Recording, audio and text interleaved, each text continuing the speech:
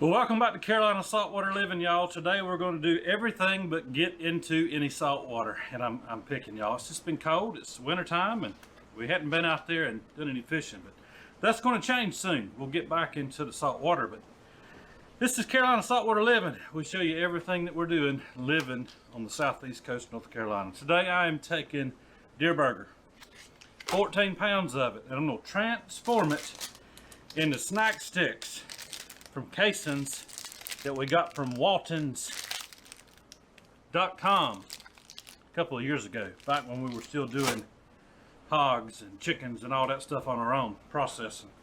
This deer I processed, and it's about 2 years old. I ain't gonna lie, it's been in the freezers, vacuum sealed all that time with pork trimmings. 319 to 24. It's a year and a half old plus. But we're gonna transform it into snack sticks, and it's going to be excellent. And that was the whole purpose for this meat. It's just been hanging out waiting on a day like today, where normally I'd be outside in the cook shack, but I thought it's a little bit cold out there, so I'm going to do it right here. And then we're going to throw these on the pit boss after I've stuffed them with an old stuffer. I'll show you that in a second. I think you'll get a kick out of it. We're going to smoke them low and slow, throw them in an ice bath, and hopefully have some good treats to eat. Guys, thanks for stopping in. Let's get into it. First thing you do is get all this meat into the bowl.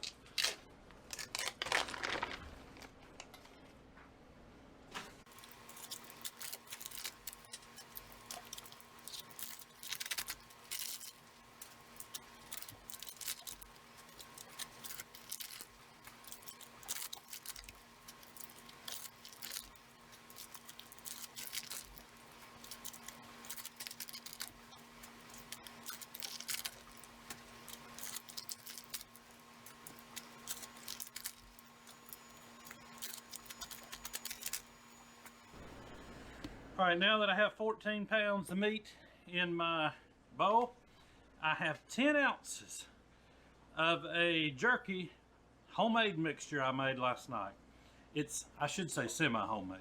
I actually took some seasonings from Waltons, two different types, bratwurst seasoning. I took garlic and onion, and I took a hot chicken wing spice, and I mixed them half and half. There are 3.5 ounces of a hot wing spice, 3.5 ounces of a garlic and onion, and then the rest is brown sugar.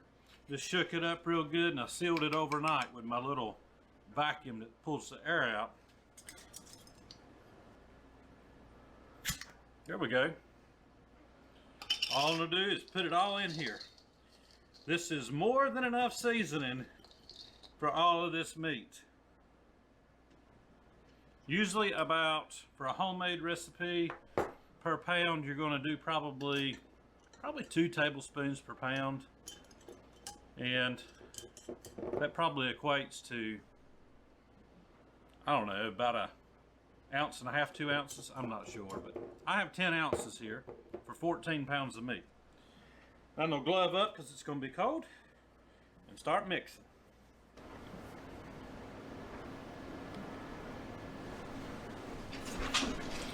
I had to get me some more ice water, not for me to drink. I was looking at it like, what is all that junk floating in there? Seasonings, Matthew, seasonings.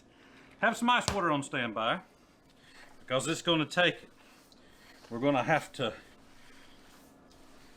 make this a little slick so it'll go into our casings, and through that contraption we're going to use to stuff all of this jerky. Now, if you have one of those mixers that you can put your meat into and do it that way, that's great. But most people do not have that type of stuff. So I am doing it by hand because I don't have one. But you can achieve the same thing by hand. It's just going to take longer, and your hands are going to get cold. Keep on and mixing, keep on and mixing. Get all these seasonings incorporated, and at the same time we are changing the texture of this meat. Fold it like making bread. It's going to make it more smooth. It's gonna make it smoother. That's the right way to say it. Not more smooth, smoother. And let's get that deer hair that I missed off into the trash. Off into the trash. Third time's charm. Off into the trash. There's probably more in there. Who knows? I try to be really good when I clean deer, yanking that hide down, but occasionally you still get a piece here and there. All right, now it's time to add some of this water. Ice water, not putting the ice in, just some of the water. I want this to be good and slick. That's probably 4 ounces I just added. Probably end up adding about 8 or 10 ounces so that it will go into my casings nice and easy. It's going to get cooked out, dried out is what we're shooting for. Dried and smoked, then cooked, so that there's nothing in here that'll harm you.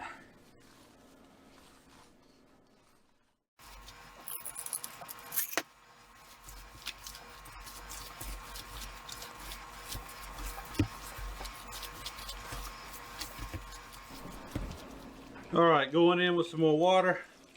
And this is going to put me at around 12 ounces of water that I've used for this 14 pounds of meat. And that's going to do 2 things. Slick it up real good for putting it in my casings. And it's keeping it cold because I'm using that ice water.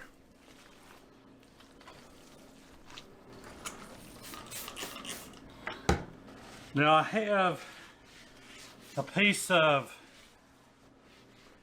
cutting board material 4 foot long, and I've got it wrapped in plastic wrap because I want this thing to be extra slick, because I'm going to transform my snack sticks here in a second, and they're going to be on this. So just taking a Clorox solution, about 10 parts water to 1 part Clorox bleach, and wiping down this surface. So here's what I'm using. And no, it's not that, but they do call it a blaster. I've had this thing. I bought it from Cabela's probably 20 years ago. I haven't used it in at least, I bet, 12 years to squirt any jerky out, or to blast any jerky out. But I'm using this today because my little 21 millimeter casings fit right over it perfectly, and I'll be able to sit here just like a caulking tool, squeeze it out. That's the plan anyhow. First things first, get it loaded. And it comes with this handy little funnel that you put over the end here so that you can stuff your meat right down into that hole right there. Starting by getting my casings kind of cut to where they'll actually fit on the horn. And these should all fit on there just fine. To where yeah, that should work just fine. So I got 4 of those cut.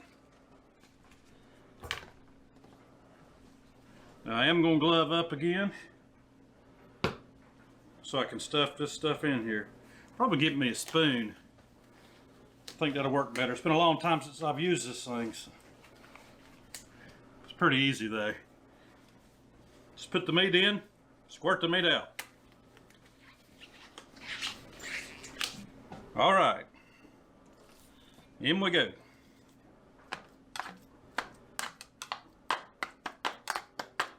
I could have used that big old, you know what, I'm thinking little balls are going to work better. Stuff down in here. I could have used the big sausage press that we've used in the past that was handed down to me from my great-great-grandfather, but I didn't feel like having to clean that thing up today. Plus, those little casings, I don't have a horn small enough for those casings. It's going to take this stuffer here. There's going to be a lot of air that you got to squeeze out as you're going. That's just part of it. After you get your stuffer full, set it to the side. Now you got to put this thing together. The horn sits straight on top. Got a ring that goes around it. And that's it. And then we have to get our casing on there. I believe this end's going to be the easiest to work with. Just to kind of open the tip up. Start sliding it on there. Oop, I think I chose the wrong end. I did. Try this side.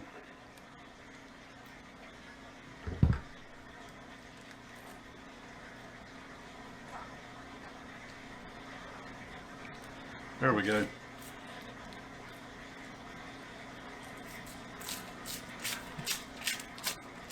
I was hoping that would just slide right on there without having to do it this way. But it's just a little bit too big, the horn. So we're doing it this way.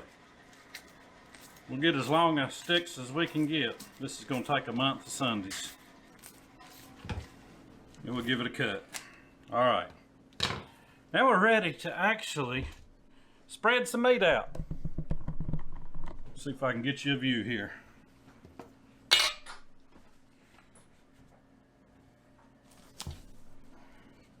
Hold the end of it. Alright. We're squeezing meat. Hold it onto the horn. And let it slide out.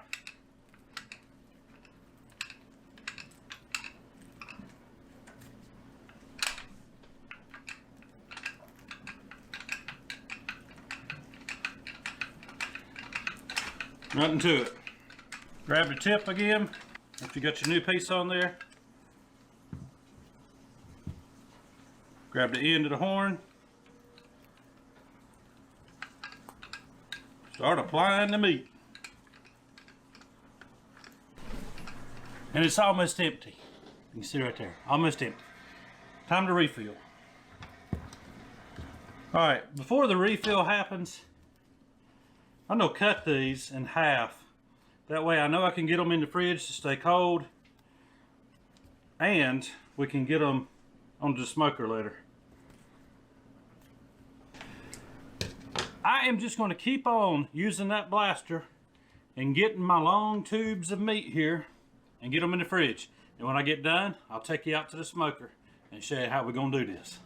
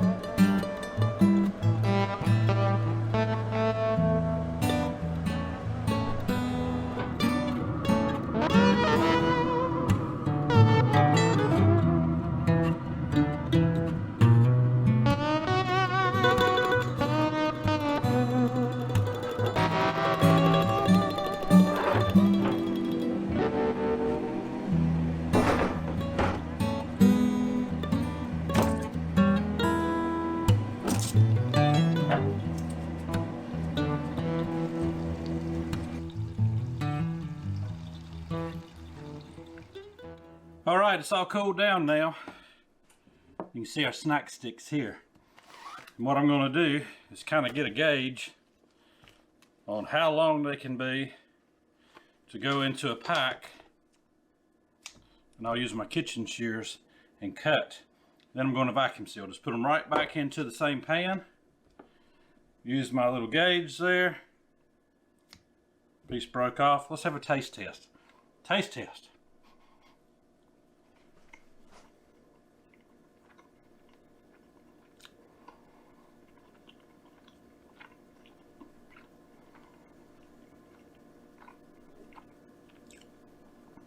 Longest taste test ever. It's dried out good. You can really pick up the smoke. It permeated it, y'all. See if I can get you. Here's a piece. Maybe the camera will pick it up. Just permeate it. I know eat that. I know eat. It's too small to go in the pack. Really good, y'all. I would compare it to not a Slim Jim. Probably, if you've had those Chomps, that brand, Chomps, flavor-wise, very close. Actually, a little bit stronger. Not as, it's probably a little drier than Chomps, but the same concept. Good little protein pack.